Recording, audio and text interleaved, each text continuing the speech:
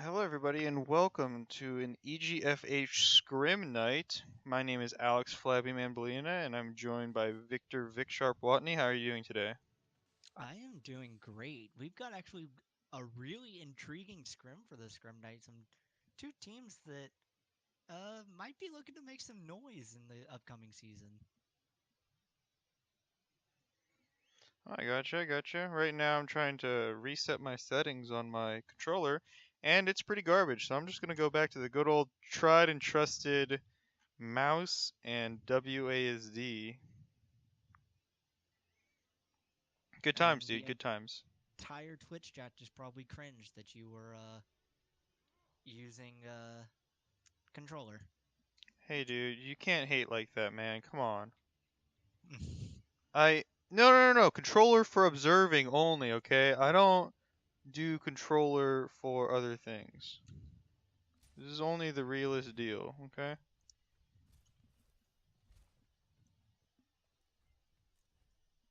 Alright, as we're getting into it, this looks like it should be Attackers incoming in 30 seconds. pretty fun.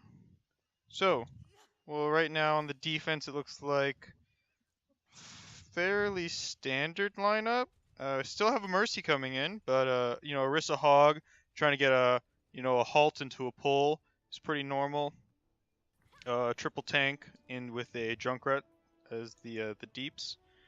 Um, Five, I'm surprised there's no four, Zenyatta and they three, chose to go with Anna two, instead. So one. Attackers incoming.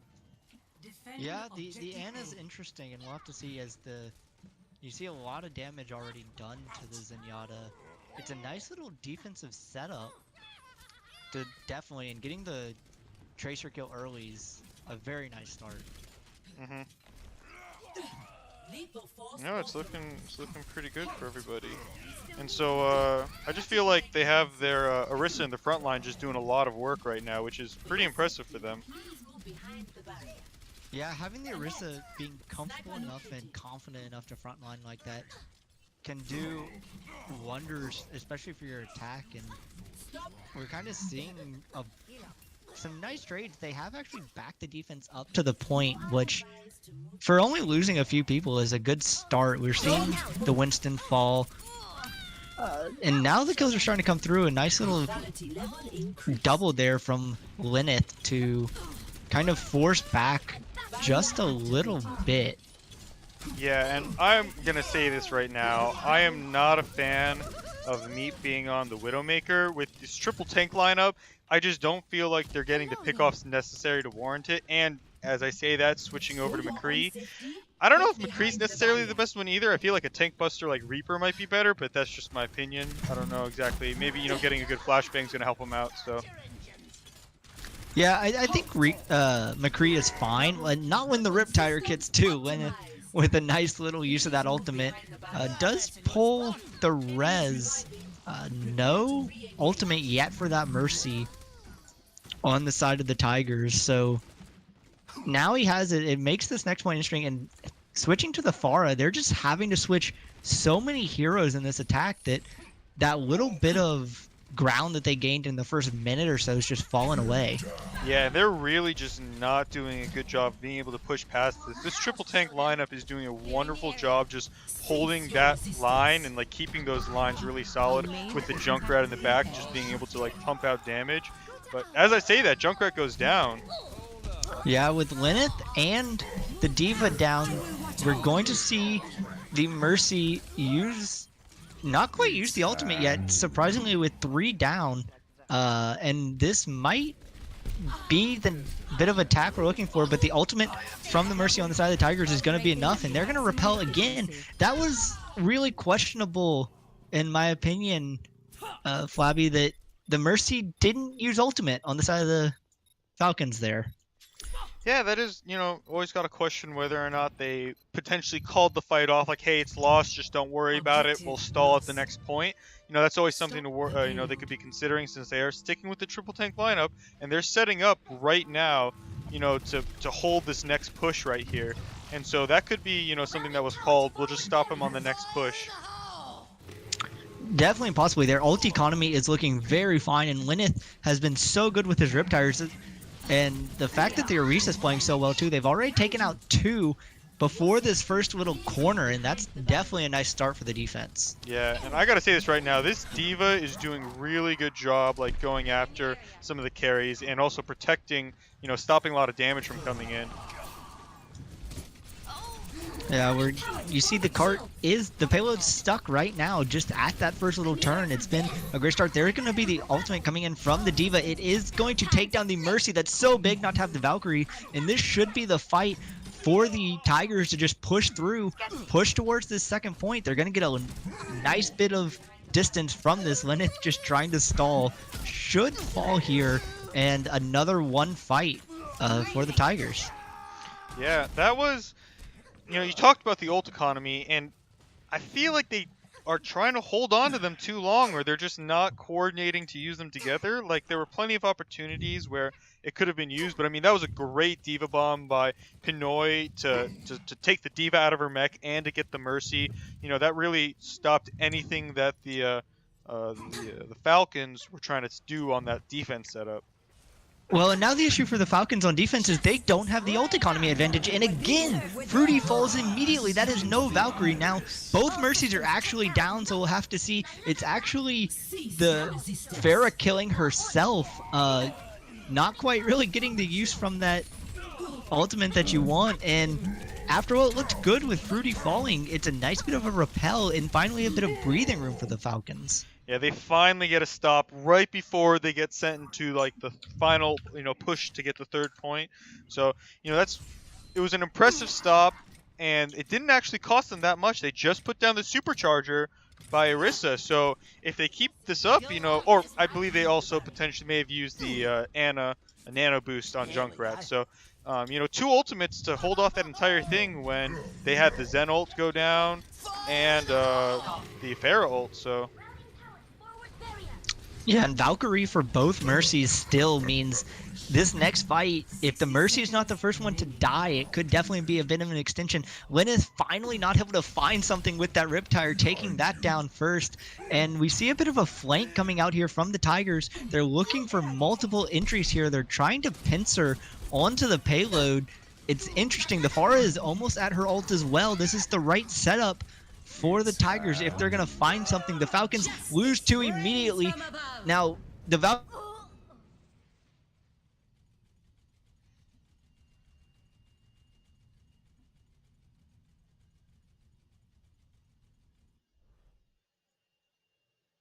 30 seconds remain.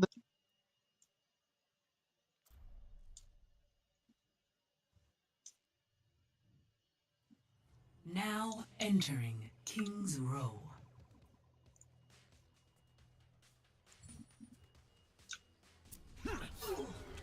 Nice little setup from Hunting, though. Gets that kill onto Lynn. It's so big to kill that main person off early. Now Fruity Meme's gonna use the Resurrect. Still has Valkyrie. Hasn't popped it yet. This is a self-destruct trying to come out. Isn't gonna find anybody, but the kill is still coming in clean for the Falcons here. They're trying to find the defense. It's a double kill for Penny in that self-destruct, and it was close, but it's a 1 fight for the Falcons, and they'll hold the repel. Only 1 minute left for the Tigers to try and figure this out. Yeah, so I totally just missed that entire thing, so I want to apologize. The stream potentially went down for a quick second there. I know I got logged out of the game, but made it back just in time to catch the final hold there by the Falcons. So it looked like the Tigers did get a good push off, and looking at the ult economy, the Falcons are still ahead, as we've said for basically this entire game, but let's see how they use that to their advantage. Yeah, I don't know that I've seen Fruity use a Valkyrie in this map so far, and we'll have to see. 30 seconds left. This feels like the last push. It's a great start for the Tigers as they're looking through. They're just pulling kill after kill. Fruity's still gonna go down without using that Valkyrie. That's 5 dead. The Orisa's the last one to hold, and now it's just a game of get on the payload. The Tracer's gonna come in, is gonna fall, and that should be a full cap for the Tigers, and they complete the map. So did Fruity Memes use Valkyrie that entire defense? I can't say for sure. Maybe one time? I didn't see one. On the defense of the, second to third point there? Checkpoint B? Maybe? Maybe. But yeah, that just felt very weird from the Falcons because we talked about it at least 2 or 3 points in that defense that they had the ult economy. They had Oh the yeah. advantage, and they had the Tigers practically dead to rights twice with a good early defense and then what looked like a good late defense. But for the Tigers to complete that map and not in overtime is actually a really big advantage. Yeah, I agree. I mean, I'm just surprised that it they just seem to get picked off when before they could use their ults, or maybe they thought, hey, we'll have time to respawn and come back and then use our ults to hold off. So I don't know exactly, what the comms were, but I mean, you got to also give credit to the Tigers for getting some great pickoffs. I was at the beginning looking at what Meep was doing on the McCree, but the Junkrat getting the double kill really started to change that to start the fight off, and so that seemed like the big game changer to start the fight off at the very end there to push. And it seems to me that the Falcons are definitely maybe learning from their mistake. It obviously Mercy not quite the support hero that she used to be, and switching over to the Moira for the attack here, it looks like, unless Fruity changes at the last minute. I think it's a good change because I think Fruity was less than optimally impactful on that defense. I agree, and this is an interesting, double DPS, double 2-2-2 setup from the defense here. From what it looks like is, with the Hanzo and Junkrat, they might be able to really get some damage in, but with these shields, they might not. But I'm wrong. Yeah, unfortunately for the Falcons, the Reinhardt falling early makes that push a little harder to happen, and Moira falling as well. The thing that I like about this comp from the Tigers is for a defensive comp, it's got a lot of zone control. You think of the Junkrat with his ability to kind of place traps around. You think of Hanzo with those bouncing arrows. That's a lot of zone control and a lot of ways to tell where your opponent's coming from, which can be so key with how far back they're trying to hold this point A. No, I agree, and here we come. We got the Riptire coming in. Let's see who it gets. Great job by Moira to dodge that. That was really impressive. Using the shift ability to get out of it right as it was exploding. And the key thing there as well is Hunting died. Lyneth dove him as soon as the Riptire came out on this Genji, and it's allowed the Falcons to dominate this fight after that Junkrat was able to do nothing, both with the Riptire or after it. Yeah, I gotta point out there, great Earth Shatter by Steve to I think put down 3 people, and a great job by Lyneth to pick off the Junkrat as you were talking about after the Riptire, but then also to pick off Meep on his Hanzo after he shot the Dragon Arrow. So that was pretty impressive by him to take off both people after they used their ultimates. Yeah, and it's such a quick cap for the Falcons on their point A. They have about a minute extra heading into this point in the map, and we saw the Tigers stall at this point for about 30 seconds. So the Falcons have a chance to really get ahead of schedule on this offense. Looks like the Tigers aren't going to give it up without a fight at this corner, though. Steve's just moving right up, and we see Coalescence come out, but Dragon Blade, and he's still not getting any kills yet. This is not the kind of Dragon Blade you want. But a huge Earth Shatter from Steve right before he dies.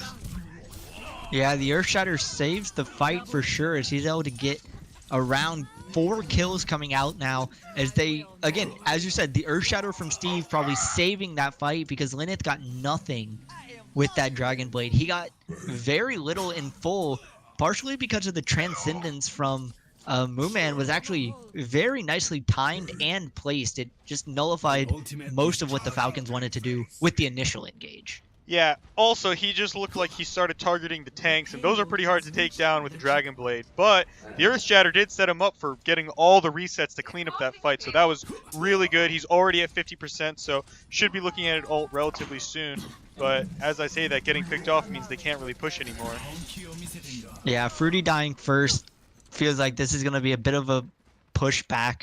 The Falcons don't want to push forward without that Moira. They have time though. You're looking at 4.5 minutes on the clock, and they're already through point 2.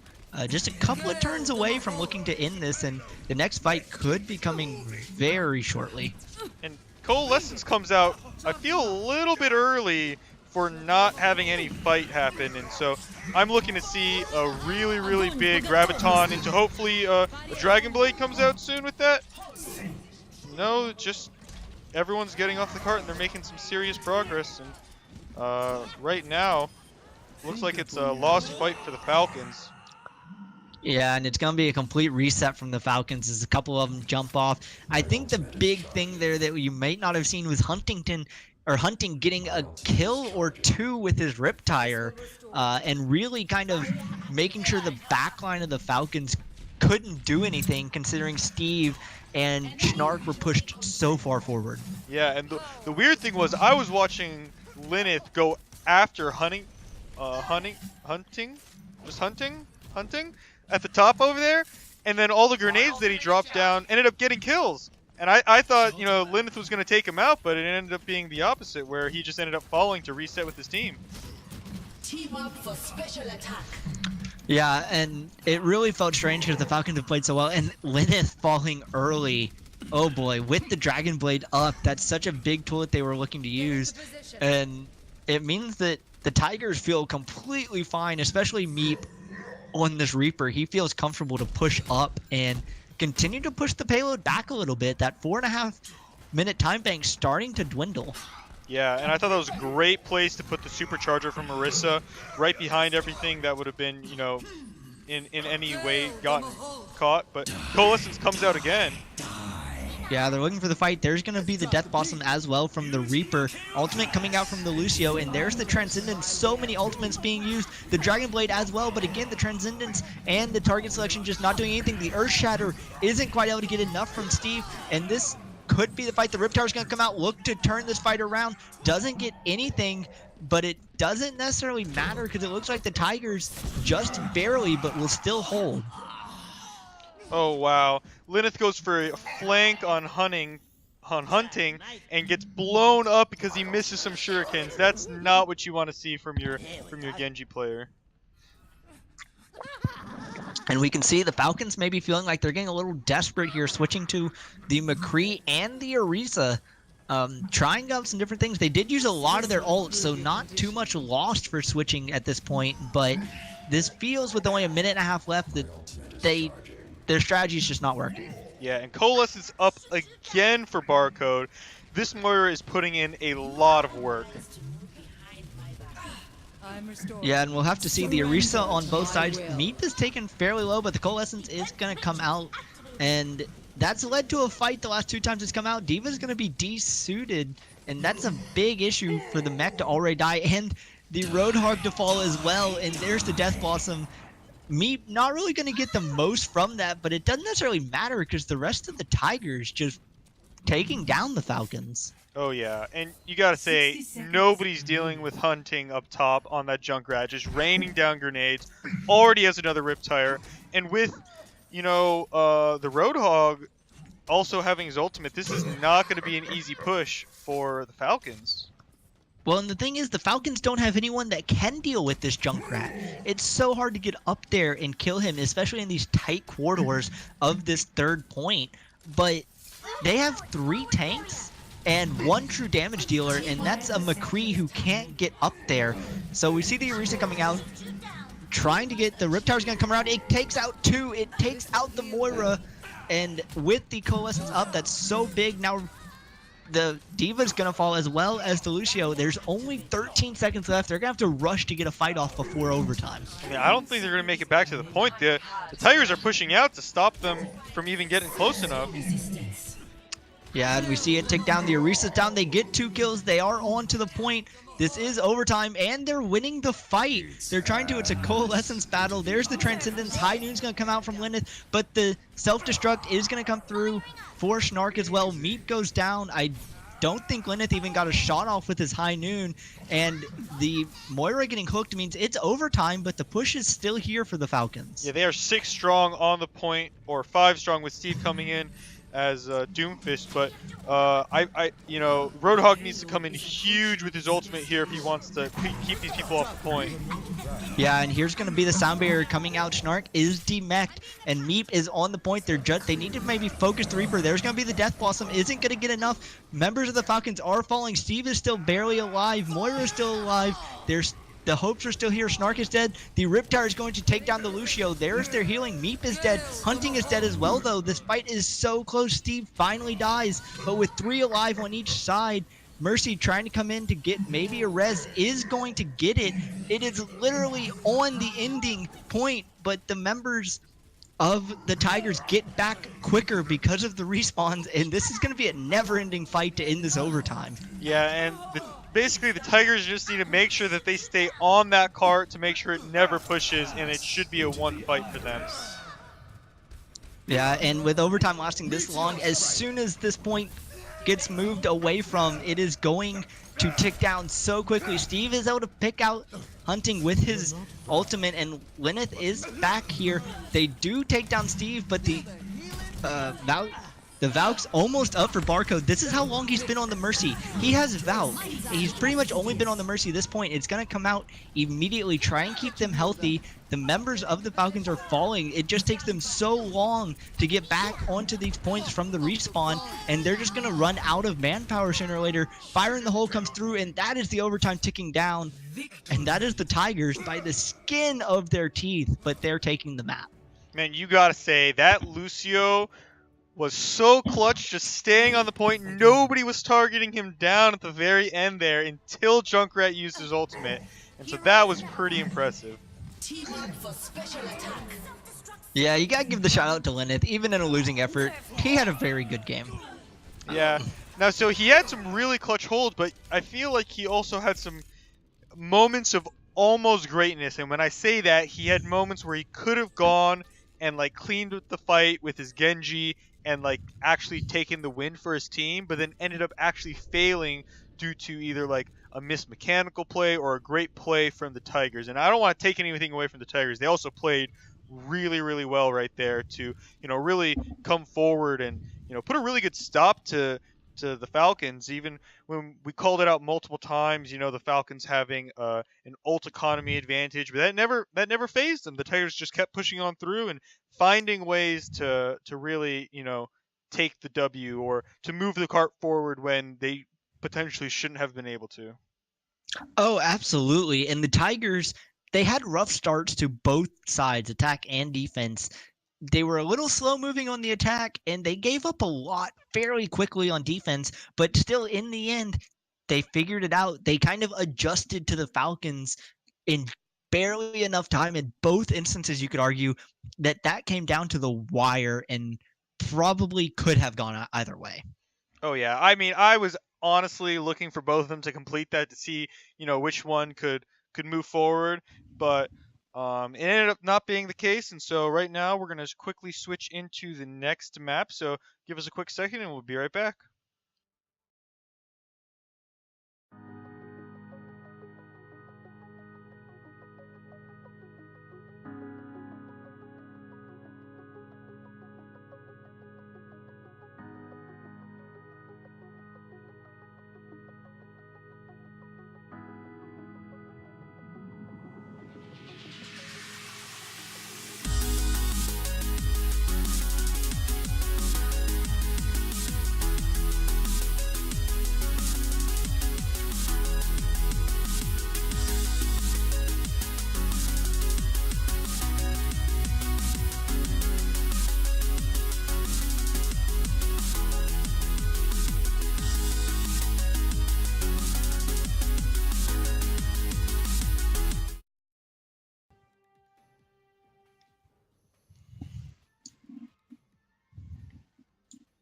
And welcome everybody. We are back for game number 2.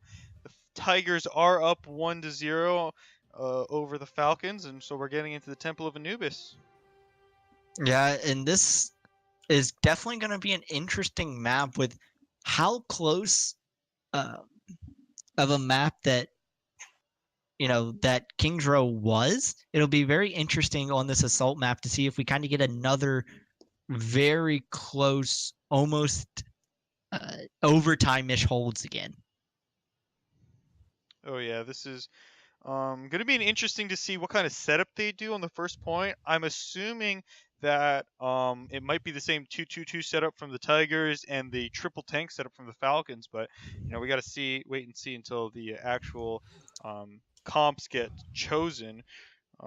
So from the last map, I mean, there was just so much to go over. Who do you highlight as the key players to look out for on both of these squads? I think honestly, and it might just be a habit of the fact that we're on Anubis right now, but both these Junkrat players, Hunting and Lyneth, obviously we talked about Lyneth a lot. He seems to be the main player of his team, being that main source of damage and DPS. But Hunting had a very, very good Junkrat performance himself. So the fact that both teams are kind of opting into it, and the fact that the Tigers are going for an offensive Widow here, well, that didn't work for too long, as Glacier picks up the first kill of the map. Great job by Glacier to just throw orbs right down that sight line, knowing people are going to be coming through. And so, I mean, I think they need another shield, honestly, or they need a Diva Matrix to really get things set up properly. Yeah, and they definitely need to reassess their attack a little bit because they've already faltered. 3 people have died in about the first 30 seconds of this push, and it's because they kind of were willing to just run right in on a Junkrat and Ariza. And as we've seen, even as high up as the Overwatch League, this defensive strat can hold for a very long time. Oh yeah, and not just Junkrat Orisa, they have Zenyatta throwing, a charged right click right down the middle, and it looks like now they're going for a dive strat. Yeah, switching over to the Winston, going for it. They're gonna get Penny demacked, and now they have the push in. Hunting goes down. Penny's going to fall as well. Torbmain is almost out. Lyneth getting the final hit with that Riptire. They are going to not quite be able to push through. A nice little retreat from the Falcons, and it holds off the push. Yeah, I really have to highlight Steve for a great job of, standing tall against the dive there and then helping protect his DPS to stay alive. When they all came in, because that seemed like a pretty coordinated dive with the Winston coming in, and I really do like this switch because the slow push, slow walk in, what they had set up was not working. Whoa, Hunting's going really deep in. They're looking for the dive even more so. Fruity's the first one to fall. Both supports are down from the Falcons. Steve falls as well, not quite able to use the ult. Snark's gonna go down. It is almost an entire team wipe. Lyneth, the only one kind of getting out with his life, and that's gonna be point A in the blink of an eye to the Tigers. And Lyneth does get staggered at the very end. I think Torbmain did a phenomenal job jumping in there, popping his ult, and then just really disrupting everybody's, positioning and getting some kills with it. Yeah, that was a stunning attack. I was watching Hunting go for the flank on this Tracer, and then all of a sudden, pretty much every member of the Tigers was on point, and they're going for it again. They're just going right in. There's going to be a Transcendence. Fruity Memes falls immediately. No Valkyrie's going to be available for the Falcons. Snark's dead as well. Glacier is still here after using his own Transcendence, but he falls as well, and this is going to be quite a lot of percentage on point B going fairly quickly. The Mercy's trying to run in, just get and stop the push, start getting the contest, but has to be careful, get 2 staggered, going to fall, and now it just feels like the Falcons are trying to run in. There's going to be a self-destruct to come down, not quite able to get anything, but 88% towards the finish. Can the Tigers hold on and finish this off? Oh man, that was so close. You have to feel bad for the Mercy flying in. It looked like she used Valkyrie, but then just came too late to be able to res the Orisa on the corner. Yeah, and the Falcons are just having to push everything they can onto point right now. Just try and hold off. The thing is, they are finding some kills, and every kill makes this hold a little easier because of how long it's going to take the Tigers to get back to point. It is sitting at 88%, so it's not quite done yet, and this fight feels like an overtime fight, but there's 4 minutes to go. Oh yeah, and I gotta say, I was expecting Torb main to kind of turn on the Feral Monkey and just push people off, because I feel like that'd be better than trying to slowly try and kill everybody. But it looks like now they're retreating. I don't know if I necessarily agree with that, but they feel like they'll do a better job on the next push. Yeah, I got all the way to 90% on that push. It was almost an immediate point B cap. And now Lyneth on this defense, switching over to Reaper, just trying to find, I think, a bit more damage. We see Steve on the Doomfist as well. They're just trying to find some ways, I think, to counter what's been an aggressive dive out of the Tigers. Oh yeah, and I mean, Steve was playing a lot of the tanks, but immediately switches to Doomfist at the end just to get on the point, and stayed on it so long he already has his ult ready, and so he already has Meteor Hammer ready to counter this Genji. Yeah, and they go in. Glacier's the first one to fall. Meat picks up the kill. Steve, that ultimate you pointed out, does come through. Down goes Hunting, but still, it's a 1-to-1 trade. DPS for one support. Now a double kill coming down. Tormain and Meep trying to do their damage. Meep's continuing to find kills on this Genji. The self-destruction gonna come out, not find anyone, but Glacier's the last man alive, and he's just trying to buy time, let Lyneth and the rest of the team get back onto this point, and now they're just kind of coming in one by one. The Coalescence used as well, and now they're just kind of funneling in and just continually keeping this point contested, but at 94%, it feels like sooner or later this is going to go in favor of the Tigers. Yeah, and I touched on this before, and I feel like I have to bring it up again. When it's that close, they did end up getting it, but Torb main should have just popped his ult. Anybody that came close, knock him off so you get the percentage. But at the end of the day, they had everybody alive, and so they just killed the people that came rushing to the point. Yeah, interesting decision by Torb to hold his ult as long as he did, especially with how effective it was on that point A push. But 2.5 minutes in the time bank, it's a fairly respectable time for the Tigers to complete the map once, and it puts pressure on the Falcons because, again, they just haven't seemed to be able to answer the Tiger strats yet. That's true. And, I mean, to be fair, that's the first time we've seen the Tigers go full dive. And they did a really, really good job doing it, I have to say. They did a great job breaking up everything that the Falcons had on defense. And then at the very end, the Falcons had just a mishmash of heroes that they were just using to stall the point at the very end, to stop them from, capping the second point. So they didn't have a true setup, it felt like. And they just took advantage of that and rolled to get the win. Yeah, and obviously, I don't want to talk too much about hero selection when you still got 45 seconds, but I would be quite surprised if we don't see at least a couple of switch-offs from the Falcons. Again, I'm not going to start looking at that maybe until about 10 seconds left or so, but looking at what the Tigers are looking to run on this defense, fairly standard. Obviously, Meep on this Hanzo is not as standard for a defense, but he's played very well on these long-range champions, and if he's comfortable in the Hanzo, it can do very similar things to the Widowmaker. True, and I'm pretty sure he also started Hanzo on first point of defense on King's Row where we started. So maybe this is just their first point defense setup where they have these people there, and I'm not going to say it's necessarily wrong, but we see a quad tank setup from. All right, that's how they wanted to get into the second building, but a pick off already. Yeah, Glacier falling already, and the DMAT coming out as well, Hunting getting it with the little bit of a grenade, and they're just chasing them down, chasing them back. You mentioned it's 4 tanks. They don't really have damage for this push, and it's allowing the Tigers to just push them back. And it's been a couple of kills and still no trades. They're looking to stick with this 4-tank setup, and they're just trying to full rush A. I don't necessarily agree with this because I feel like it puts too much pressure on Lyneth. If he doesn't soak up these Junkrat mines and damage, as well as the Hanzo eras, it's going to be bad. And here comes the Riptire.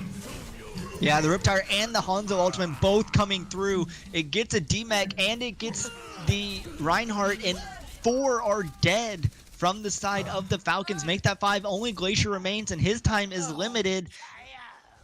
A great setup, and again, slightly questioning the Falcons' decision. They are switching off of it now, switching to the Winston and the Genji, going for a more kind of typical dive, as well as the Reaper for Schnark. Well, maybe Zarya.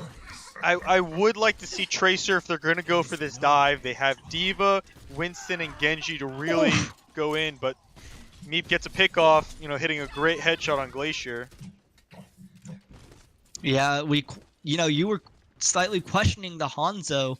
Meep's showing off a little bit and kind of showing why the faith in that pick. And Linneth again switching over, going to Pharah now. They're just trying to find some way to break this little ball that the Tigers have gotten. And here's going to come in the Winston. The D.Va's coming in as well. Here comes the dive, but Linneth isn't really there. Now he's coming up. He hasn't been able to pump rockets in for this damage yet, and its health bars are getting fairly low for the Falcons. The first one to fall is actually going to be the Hanzo, but 2 are already down from the Falcons. Make that 4 as a great play from Tormate and Hunting win it. They tried to get on point A, at least Fruity did a little bit, but another successful defense from the Tigers. Yeah, and that's going to be a harsh reset on them. Schnark now changes to Genji off the Zarya. You got to feel bad for all these changes. You have a minute left, and they don't have a solid ult economy that they have to work with. Yeah, and they're going right back in for the dive. They actually find Hunting first. This finally could be the fight. The Coalescence is gonna come out. Fruity just trying to keep healthy. They do take down Meep, and they take down the Orisa. The self-destruct's gonna come down, not get anything there. And with probably only 1 or 2 fights left in the time bank, they're gonna cap A. I feel like getting the pick off on Hunting really helped start that fight, because he was pumping out usually a lot of damage in the fights, and he had the Riptire. So if they didn't stop him at the very beginning, it could have been really dangerous for them. Yeah, and I find this an interesting decision by Hunting to go for the Tracer now, moving away from that Roadhog from the Junkrat that's done very well on point B defenses in normal. Linneth goes for the ultimate and goes down, and Fruity Memes falls as well, trying to get the revive. That was unfortunate. This will protect us. Yeah, they just need to fall back and really, reset for the next push, because them getting staggered like this is really dangerous. Meep, you animal. A 3-man Deadeye. Feels extra bad when you don't hear the high noon go off and you end up missing it and only seeing it in the kill feed. Man, and it was just great pressure from the Tigers, because like you said, the Falcons needed to not get staggered, and the Tigers didn't give them that chance. And we'll have to see. Now they're trying to come through again. The ultimate is going to be popped from Steve. He had to use that. He was getting fairly low. Glacier's actually going to fall to the pulse bomb, and the D.Va's going to be demeched. The ultimate was used from Snark, but it's not going to be enough. Linneth falls again, and another successful defense from the Tigers as they push the Falcons back yet again and stagger the D.Va. Exactly. Now, I gotta shout out Mooman. Or whenever there's a Genji and a Zenyatta, the Zenyatas have been holding their Transcendence until the Dragon Blade is popped every single time, and that is just great. A job as a support not to get frazzled if you're getting pushed, and to hold it for that key ultimate. And so I gotta give a shout out to that.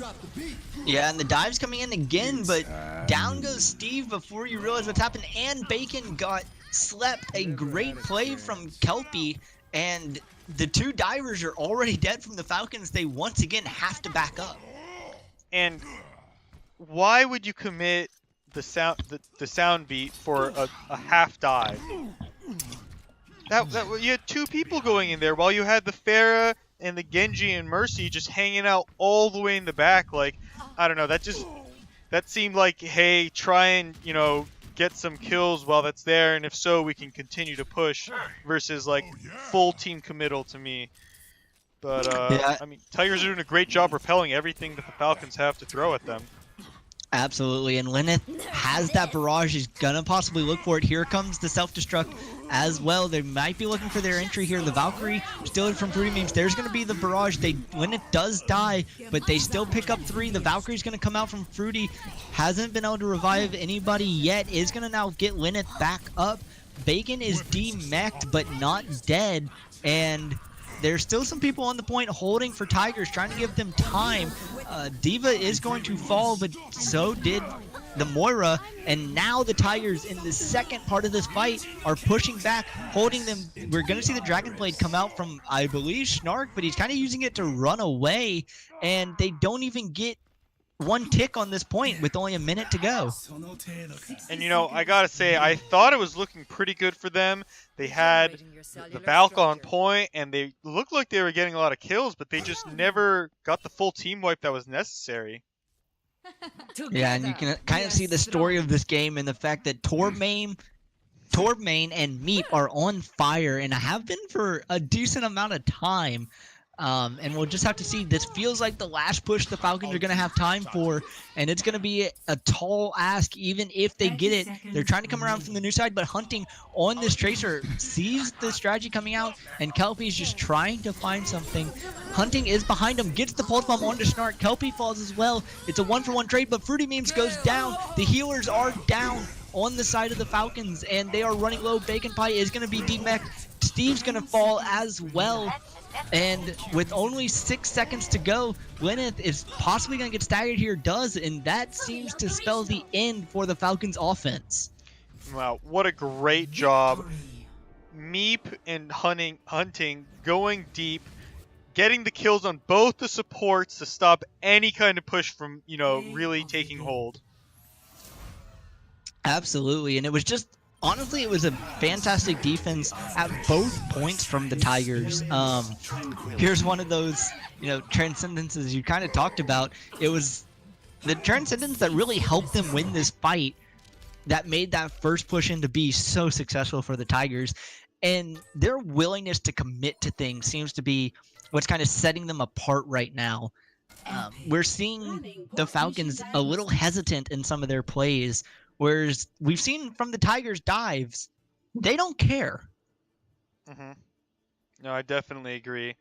And I just feel like the Falcons did not know what team composition they wanted to use to break the Tigers. It looked like the Falcons almost got like a fluke win on the first point with their team composition, and then they didn't know because they still couldn't break the hold on the second point. So they were just trying to figure it out.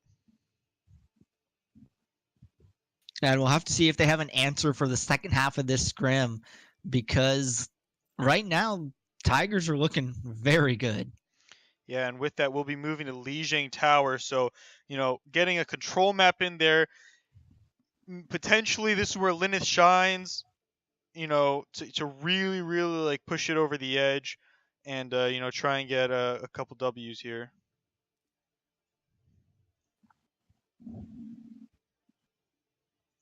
Yeah, and this control map, it feels like it may fit the Falcons a little better than that assault really did, because again, like you said, they didn't seem to necessarily know what they were running at multiple points in that assault map. So for the fact that Lijiang now, this control map might give them a little bit more time to play around some of this. Yeah, and so right now we're going to be getting right into the game, and so like we said, it's going to be Lijiang Tower.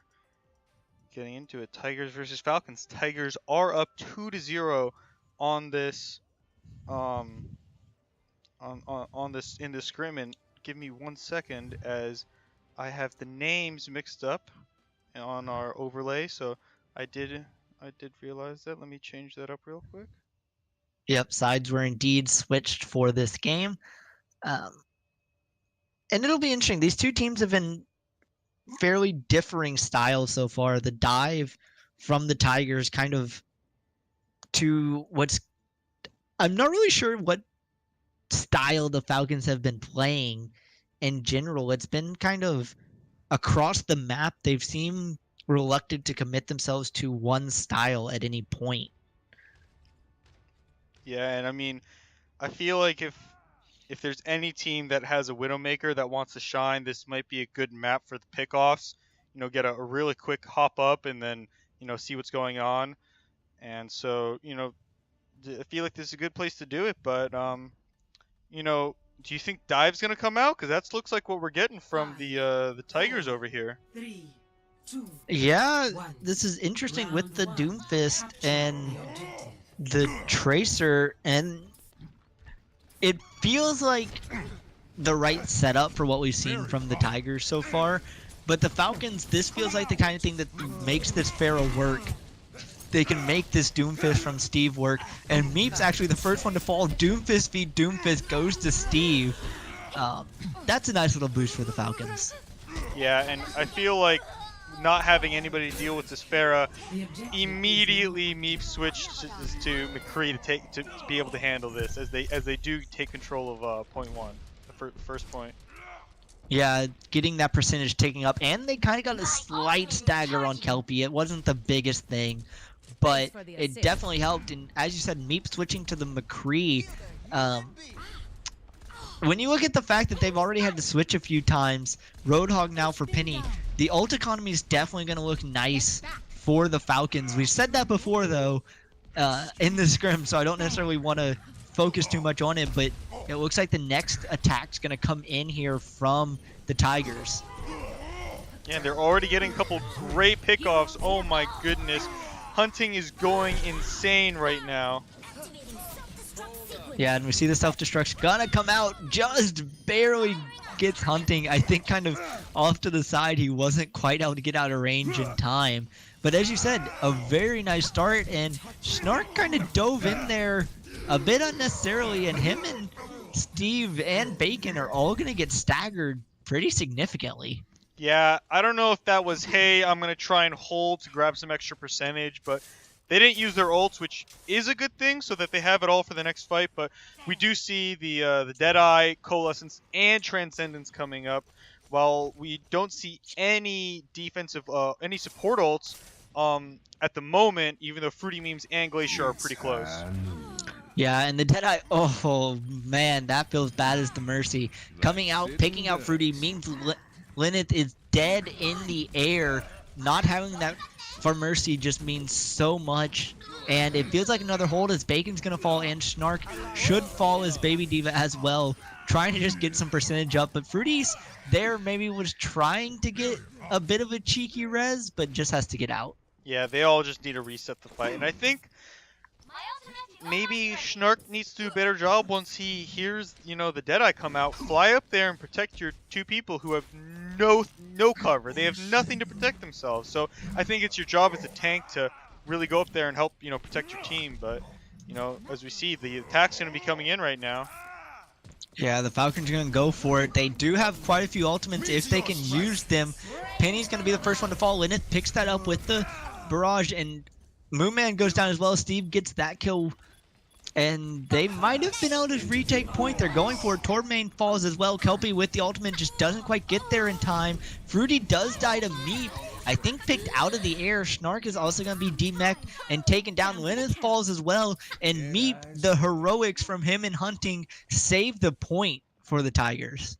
Yeah, I was off watching a fight between Steve and the supports, and Hunting comes in, gets a giant 2K with his pulse bomb, and continues to just take apart the Falcons here. And he's going after another pick. He's going to get it on Glacier. It doesn't even matter. They weren't able to get on point in time. 100% and .1 to the Tigers. Wow. Great play from them. Realizing that the first composition did not work out, switching, and then really securing that to, to take the victory. Yeah, and now, obviously this is a scrim. These teams are playing to improve, but this has to feel like a little bit of pressure on the Falcons now. Backs against the wall just a little bit. You definitely don't want to see a 3-0 on the board. Even if it's a scrim, you never want to see that as a team. So we'll have to see what they come up with. It looks like Lyneth on the Junkrat is going to be the decision here. Yeah, and Hunting switches to a tank. I do like this triple tank setup for this point here because this, if you get control of it, then it's really good for your team, and it's good for like being able to push in. So let's see if they're able to really stop Lineth and all of his damage that he puts out as the Junkrat. Yeah, and Hunting's coming a little late, so hasn't really been able to like stack ult charge as much as the others though. Meep trying to look for angles to get some shots off, and Steve's just going right in. They're getting onto the back line. Kelpie's there, but Steve's gonna be the first one to fall as he's not able to pick anything up, and now Fruity Memes is trying to get the res, will get the res and get out. Glacier's gonna fall and Bacon Pie's gonna fall, and now there's members dying all over the place, but the kill feed is lighting up blue as the Tigers are holding strong on this point. Yeah, and Mooman with a coalescence already. Now, I gotta say, we've kind of talked about him here or there, but this guy has been playing really, really good. Getting a really, really fast ultimate, keeping his team alive, doing a decent amount of damage, and then already being able to get your ultimate to help secure the fight there. Pretty impressive stuff. Yeah, and I love how far up the Tigers are going here. They have the point, it's ticking up in their favor, and they're just kind of trying to force the Falcons to find everything. Riptire's going to come out. We'll have to see if Lineth can find anything with it. He's going for it, gets towards the backline, does take out Mooman immediately. Will the rest of his team be able to follow up? Meep's dead as well. Penny's going to go down. Kelpie might get staggered here, does get a lot out. Steve's going to fall for it, but it is point captured and now percentage ticking up for the Falcons. Yeah, and luckily Hunting does not get staggered and stays alive, has the ultimate now, and they look like they're all going to be having a lot of ults, so the only person who's going to be able to stop it is Bacon Pie or potentially Glacier with the Transcendence. Yeah, Fruity is coming up on that Valkyrie, going to have it soon. Glacier falls immediately though to Meep, and he's going to use the Deadeye, and there's going to be the Zarya ultimate. It is going to come through. It is all blue in the kill feed. 5 fall, and Fruity just lays there, gets slept, knows he is down. That is going to be a retake from the Tigers, and just so cleanly executed. Yeah, I mean, Meep getting the pick off on Glacier allowed for that Graviton to do so much work. If he's there and he just pops his Transcendence, I don't think they get those kills. I think they're able to heal through it, and then they potentially turn that fight. But, I mean, if you don't have a key support like that in a really, really important fight, it's just going to go the way of the Tigers. Absolutely, and like you said, the pick-off, meaning no Transcendence, was absolutely the go button for that Graviton. They're coming in from the top this time. Steve's going to use the ultimate, try and get what he can. Down goes Meep immediately. They're looking for it. The Coalescence comes out from Mooman, trying to find something. Steve's going to fall. Bacon Pie's almost dead, but not quite. The Valkyrie is still not used from Fruity. He hasn't looked for it. Penny falls to the Riptire, and this should be a retake as Torbmain is going to get possibly staggered a little bit here. Stays alive. Mooman's going to fall, though. Gets staggered himself, and at 94%, the Falcons retake. A really, really great job being able to take down Mooman. Hiding in the back there, but does get found so that they don't end up getting the 99%, which is pretty important for this. Yeah, and Meep taken down by Bacon Pie.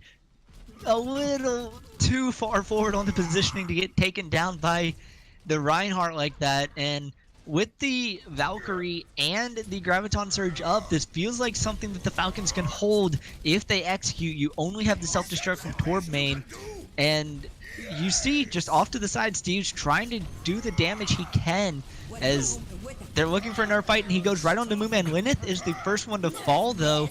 Meep picks up the kill. Here's going to be the self-destruct. It goes behind, picks up 2, and the Tigers, the High Noon comes out as well, takes down Fruity just for it, and the Falcons not able to hold for long. Can they get back to point? Ticking to 97, 98. This might be it, Flabby, as Lineth falls. Point Tigers. Man, you have to feel bad. The Falcons held on to that Graviton for so long. They just needed to put it at the very beginning, win the fight, reset them, because they had so much percent to make up that they just needed to do it early, take a quick win, and then start the fight again. Yeah, and really that was the closest map we've seen yet, and you can see right at the end there, that self-destruct from Torb main, he angled that so perfectly. It finished off the fight for the Tigers. It was looking good. That made it spectacular. Agreed. I mean, it looked like he got charged and then shot it out right after, which was even more impressive to be able to have the presence of mind to be able to angle it like that to get it to exactly where you want to put it.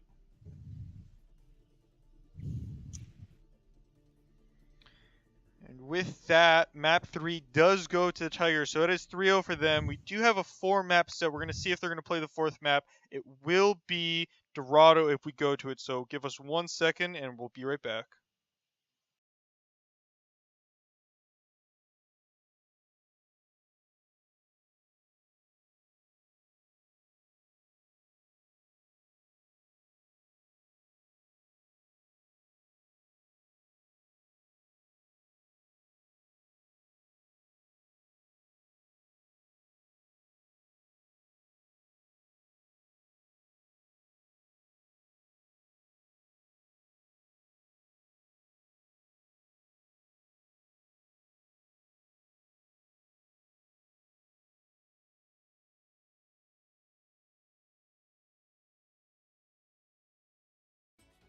Alrighty, everybody, welcome back. We are here on Dorado, the very last map of our scrim today between the Tigers and the Falcons. It's been pretty intense. What do you think about the game so far, Vic? Yeah, I mean, while the score says 3-0 Falcons, it could easily, or 3-0 Tigers, excuse me. Whew, man, Tiger fans just got really mad at me. While it says 3-0 Tigers, really, it could be 2-1. Either way, it feels like we've had two fairly close maps, especially that first map. And it makes me really kind of excited to see, can the Falcons make an adjustment here? We, have this escort map, and most of their hybrid map on Kings Row was very good.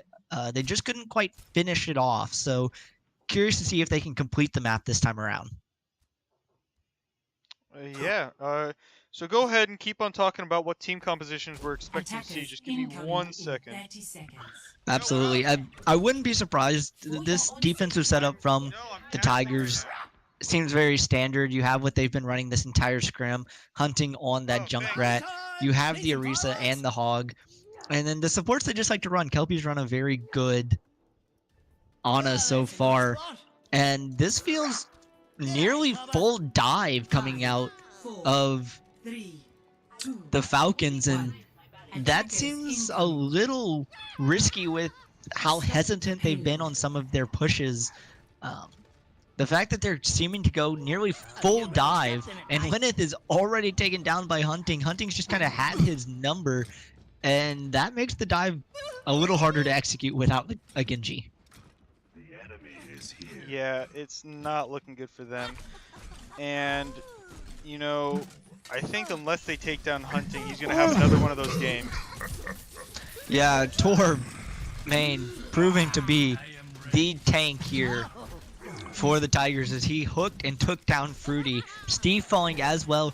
I was a little concerned about kind of how far back they were looking to play this defense, almost, at that turn, but they've made it work fairly well. Oh yeah, and I think that Hunting is actually doing a really good job with his team. Whenever there's a dive, he just puts his mine up and blows them away. And so, his team doesn't really have anything to worry about right now. Yeah, and the dive's going to come in again. They're trying to find it. They're on to Kelpie. He is taken down. That is one support already down. Torb is going to get hooked. He's trying to regen it up, just trying to stay alive. Obviously, very hard to kill. Is going to go down, though. Bacon Pie gets demeched. Meep's going to fall, and it's a kind of chaotic fight. Hunting with the Riptire does pick off Glacier, and they get enough that they make the push. They may be able to get .1 from this. It's going to be close, and it looks like the Tigers are kind of deciding to give it up. We'll look to reset the defense on this second point. Yeah, no, so they did a really good job getting it there, and Hunting switches to a Soldier, going off of the Junkrat for the second point defense. Yeah, and as much as that would normally be bit of an issue. He did use the Riptire before he fell, so he didn't really have any ult charge to speak of. And if he feels comfortable on the Soldier here, with some of these angles and with the self-healing, it could be very strong, as we're going to see Lyneth go a little bit in. He looked like he wanted to go look for the Dragon Blade. Isn't going to use anything yet, though. And Bacon Pie gets demech'd, and we see the Deadeye come out, picks up Lyneth, isn't able to use that Dragon Blade, and just like that, you see 2-3 members of the Falcons going down, and a nice little repel fairly early, and a lot of ultimates coming up for the next fight. Yeah, I gotta say, I did kind of have a problem with how forward they were playing. Normally, teams want to get on the high ground, set up, and get a solid defense ready, but it looks like they just didn't want to let the Falcons set up their dive. They just took the fight right to them. Yeah, and as we see, Bacon Pie really the only one missing. Glacier's taken down. Hunting's kind of proving his worth on this Soldier so far. Just staying alive, getting out of this. Lyneth still has the Dragon Blade. Hasn't popped it yet. They pick up Moonman, looking for maybe a fight here. Still 6 ultimates on the table for the Falcons. Not going to use anything. Bacon Pie's actually going to go down. Meat picks up the kill. Steve's going to fall as well. And again, we're seeing a bit of a reluctance from the Falcons to use ultimates. Yeah, I mean, Bacon Pie, Steve, and Lyneth go really deep trying to get the supports, get one, fail to get Hunting so low, does end up surviving, and then Falcons have to retreat because they start losing too many members. And right now it's 5 ults versus 6 ults, but I mean, as we touched on, if the Falcons aren't going to use their ults, having the 6 ults may not make a difference. Yeah, they have the dive set up the way they want. They have the ults for it. We just need to see the commitment come out from the Falcons. Go for it. In's going to come Steve. He's going right for it. The Transcendence comes out from Moonman, though, and they're just looking to repel this initial push. Bacon Pie's going to get demech'd and go down again. Meat picks up the kill. Moonman's going to fall to Lyneth. There's going to be Steve the ultimate. The Dragon Blade's going to come out as well. And finally, the ultimate commitment comes down, and it's a 1 fight so far for the Falcons, is they're just going to do a little bit of cleanup here. Yeah, and I gotta say, great job from Lyneth to hold on to his blade until after Transcendence was popped. It looked like it might have been popped a little early, getting a little bit scared of having both Steve and Bacon Pie dive into the back line. This is a very aggressive defense, especially coming out. Meep's going to fall. Glacier goes down immediately to Hunting, but down go 2. That felt really aggressive from the Tigers because Kelpie got fairly staggered there, so they were going in 5v6. Yeah, I feel like they just did that one to try and just throw bodies at the cart to stall before they actually hit the last point, so I don't necessarily agree with that, but now they're getting ready to set up again. Once again, taking the low ground, and Meep taking people out. So, great job. Meep, you're dead. I don't know. He's been playing so good on this McCree so far. Really, this entire series, he's had just great DPS performances. And the fact that the ult economy has really been destroyed from both teams. We don't see much going on here. Bacon Pie has obviously died so quickly in these fights. Still has, I believe, the self-destruct from about 2 minutes ago. Still up, so we'll have to see if they decide to go for it again, because the last time they committed, they did quite well in the fight. And I have to say, I'm very much expecting an Electric Cowboy to come out as soon as they feel like they're getting pushed back. Yeah, Snark goes down. We're going to see the High Noon from Meep, and the self-destruct's going to come out from Bacon Pie. He doesn't find anything with it. Moonman is going to fall down to Lyneth, though. The High Noon got pretty much nothing from Meep, and it's allowed the Falcons to get a few kills, win the fight. Meep's going to go down as well, and Hunting's going to get staggered by Steve using that Primal Rage, and the last turn's going to come out here from the payload. It's pushing in the final stretches. Enough time for the Tigers to get back, but a difficult task as Penny gets staggered. Yeah, that's not good, losing your Ryan at the very end there. And the Coalescence comes out to stop this final point. Meep gets the Nano Boost, but he's not able to take anybody out with both Transcendence and Coalescence stopping any of the damage from being able to kill people. Yeah, the sound barrier is going to come out, and Lyneth coming through with the Death Blossom. They're getting so many kills. Moonman's just trying to stay alive. Is going to fall. Penny falls as well. It's down to Torbmain and Meep's just trying to get on there on the Genji himself. Torbmain's going to fall on this Diva, and they're just trying to run at point, trying to keep it alive. Hunting barely gets there. The point is pushing through, and that will be a completion from the Falcons. I thought that was a very, very phenomenal job. They kept systematically taking people out to win the fight, and I thought that was pretty important. Also, got to shout out both the supports at the end there, keeping the team alive when many ults were getting popped. Absolutely, the sound barrier and coalescence is being so key, really, for both teams. They were just kind of trading support ultimates. It kind of felt like a game of last man standing, and for the Falcons, for the first time in this scrim, they were the last one standing. Yeah, and they did a great job completing the third point. I feel like the Tigers were getting a little too ahead of themselves by staying up so far, and then when they lost that fight, you had Penny getting staggered on his what was he was on the Reinhardt.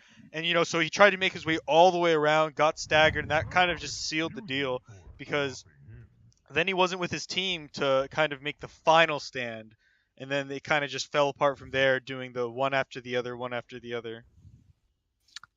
Definitely, it was so key, the fact that Penny went down so quickly, and what ended up being, as you said, the final fight.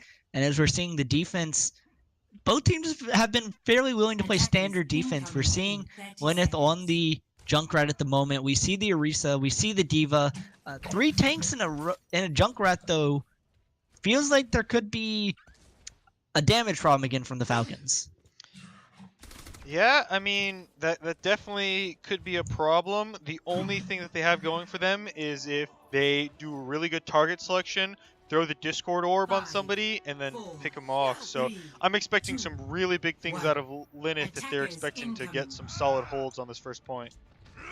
Yeah, and they're holding in the same area that we saw the Falcons that we saw the Tigers try and hold on their defense, and going a little deep. Snark really going for it, going through the house, trying not to get demech'd, and we see Meep going for it on that Doomfist this time around. Snark still very low, still in the mech though. Well, was still in the mech, is going to be the first casualty.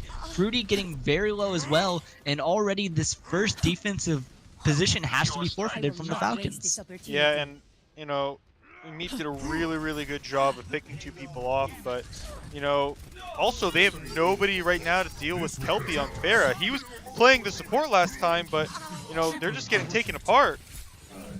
Yeah, absolutely. No one to deal with the Pharah, and no one, again, their lack of damage meant no one could deal with Meep and then Doomfist in their back line. He was just going right after Glacier, right after those supports, and there was very little the Falcons could do about it, because when your damage is Junkrat, you're not going to kill a Doomfist quickly. Yeah, and immediately Lyneth switches to McCree, knowing that they need more damage, and so I'd like to see how that pays out for them. And already it proves a little better than their .1 defense, as both Meep and Torbmain go down. The point is pushing a little bit. Hunting's going to fall as well, and you mentioned it, I didn't even fully recognize it at the time. Kelpie is on the Pharah, Hunting is on the Zenyatta this time around, so a bit of a switch up in roles here for this Dorado attack. Yeah, and I honestly, once again, I'm not a big fan of how the Tigers are set up here.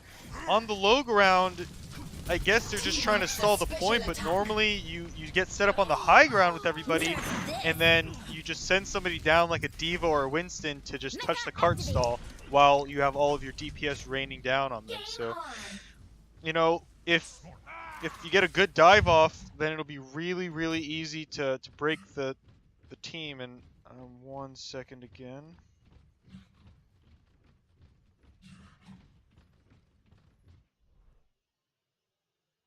And he got 2 kills himself there, almost at the Deadeye. Bacon Pie has the hog, the whole hog right now, looking for it, and we're seeing, but there's 5 ultimates as the Deadeye just comes out from Meep. This could be the dive coming through from the Tigers. They're going to look for it. They have the ultimates. Kelpie now has the Pharah ult as well. Linnet's going to be the first one to fall. The Transcendence comes out, but feels like really early from Glacier. The dive wasn't even out yet. Linneth is going to get revived, and a pretty extended fight in the building's gone fairly even so far, but Glacier falls, Fruity falls, Moonman falls as well, but Steve goes down just before the ult comes up, and this should be a one fight. The self-destruct's gonna come out on the side of the Tigers. He picks up one, his counterpart Snark, and it's a successful fight, and the push is gonna continue for the Tigers. Yeah, so I just want to apologize again on the stream. I will need to update and fix some of my settings to make sure I can run this without any more of these delays. But I did come back, and I did hear all of it. I've never seen a fight in that house last so long. But here they are, making another really solid attempt to hold before the third point.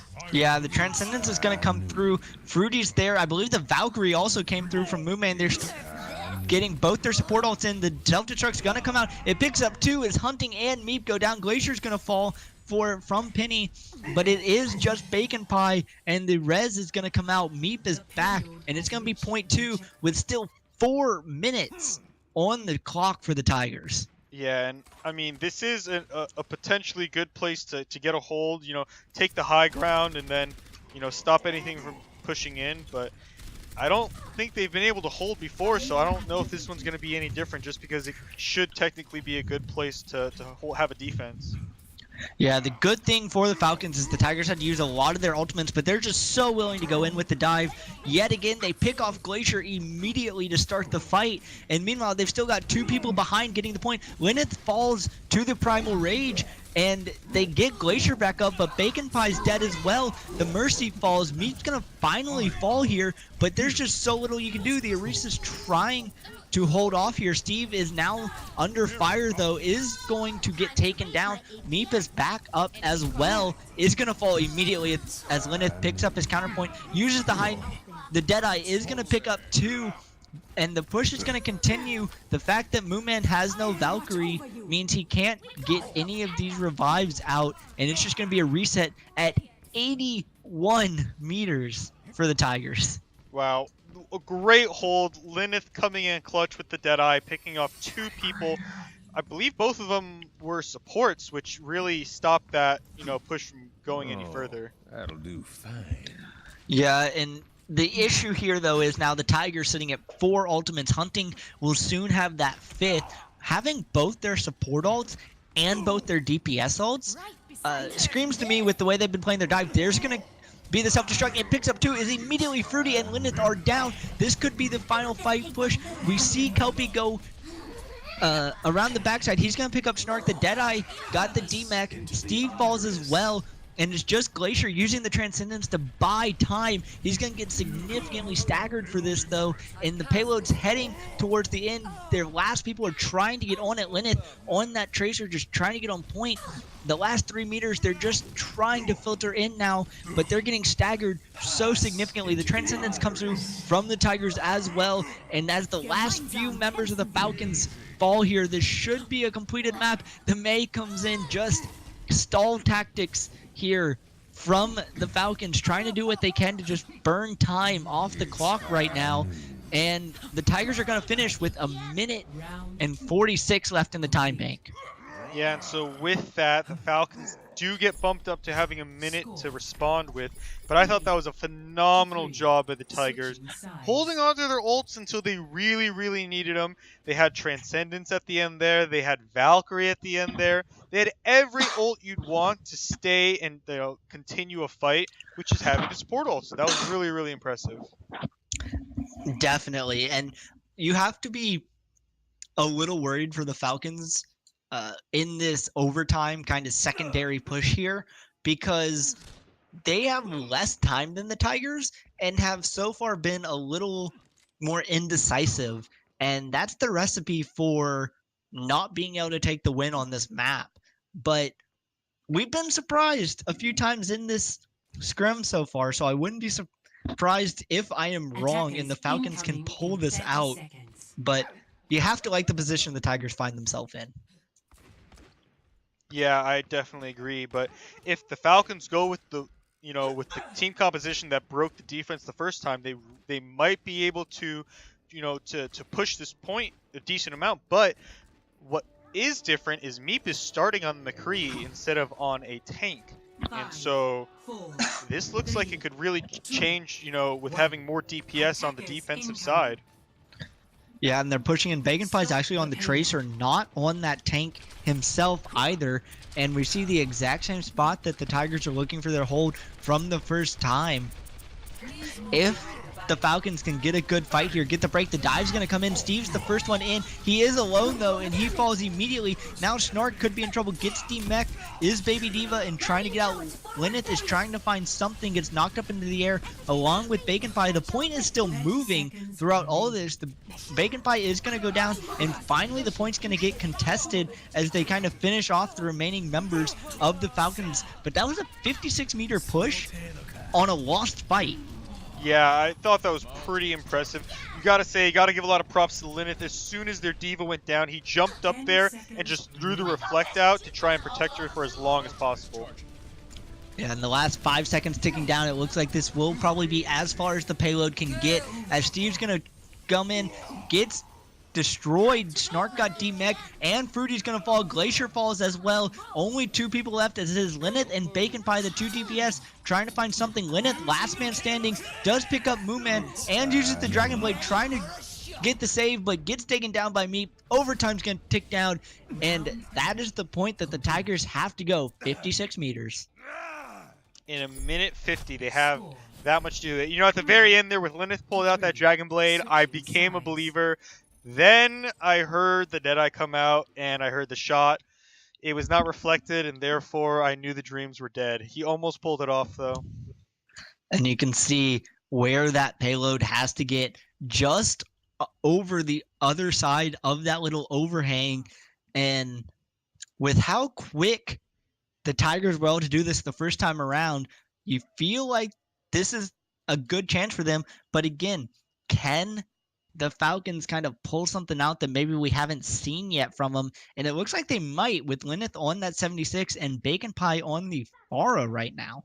It's definitely a different kind of setup than they've ran before, and honestly, they're going to need to hold this high ground, and they don't really have anybody that can go up and down to stall the cart pushing, because if the Tigers just do what they did and they just get on the cart, it'll force the Falcons to come down, and I don't know if they necessarily have the right team comp for that. And as I say that, Bacon Pie switches to a Reaper, which is much better in these close quarter combat. I am so sad, Bobby, because for the briefest of time, Hunting was on a Torbjorn. And I would have found an attack Torb hysterical in this scrim. But here we go, 1 minute 40. Can the push come through from the Tigers? The hold is going to feel so close to the point here for the Falcons. It's almost going to have to be a perfect hold, you think. And they're going to dive in. In comes Torbmain. In comes the rest. And Fruity Means is already almost down. Hunting's going to be the first one to fall, though. Penny's going to get demeched as well. And now a bit of a resistance here from the Falcons as they're just trying. Torbmain's going to get taken down. Steve almost falls but doesn't quite. Kelpie gets taken low but is able to stay alive. Meanwhile, Meep gets staggered here, and Penny just trying to stay alive, does have a mech, trying to get away for long enough to use it. Kelpie almost falls as well. 46 seconds gone. They got 37 meters but weren't able to quite get the last 20 there, as a good repel from the Falcons. Tigers are going right back in, though. Yeah, but now the Falcons get a lot of ult charge. I disagree with a lot of what happened there. They should have just reset instead of kept trying to fight. And I gotta say, they're doing a really great job of holding. I mean, this tac visor is going to be shut down everything that's going on. Here it comes. Yeah, the tac visor is coming out. Steve also has his ultimate. Are they able to pick anyone up? Mooman is going to fall to the tac visor. Fruity Memes has the Valkyrie as well, so you have to kill members of the Falcons multiple times. 20 seconds to go on this attack. It's going to be one more good push here from the Tigers. We've seen it work for them so far. Hunting falls immediately, though. Lyneth picks him up with the bomb, and they're now trying to go in for the dive. Torbmain's in. They do take down the Orisa ult, but Penny's gonna get demeched. The Valkyrie comes out from Fruity. He's just keeping his team so alive. Mooman is so close to death, is gonna stay alive for now, but the Death Blossom from the Reaper is so key. They pick up 3, make that 4 as Meep fell, I believe, in his Dragon Blade. He goes down there. Overtime is ticking down, and that's going to be it. The Falcons get the hold and pull a map out. That was such an amazing hold by them. I want to highlight something that happened on the very first push. When they all dove in, Glacier landed the anti-heal and I think about 3 people, which totally shut down that dive. They couldn't get any heals and they just kept dying. They couldn't do anything about it. And then the problem was they just stayed on the point to keep feeding more ult charge because they thought that since, you know, their respawn was so close, they could just keep piling in. And I don't think that worked out too well because it was like a 3v6 every single time because they just kept dying. And so I think that's really what, you know, pushed the Falcons to really grab that map. They really played as a team there.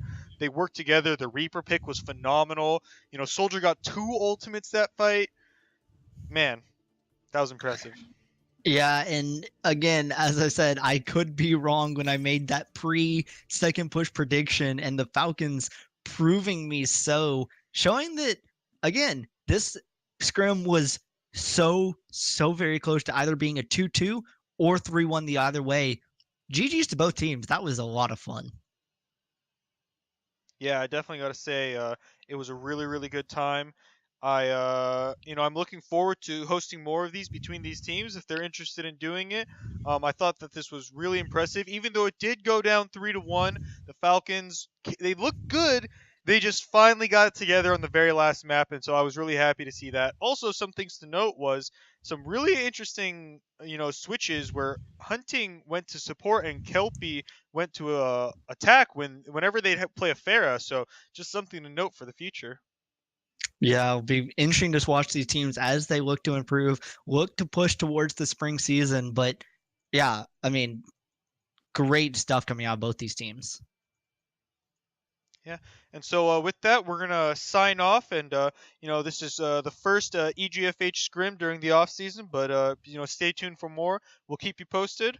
And my name is Alex Flabby Mamblina, and I was joined by. I was Victor Botany. It was a lot of fun. Make sure y'all stay tuned so y'all can tune in live when we do more of these scrim nights. Hit that follow button on Twitch or follow on Twitter @officialegf, and we will see you guys on the next scrim night.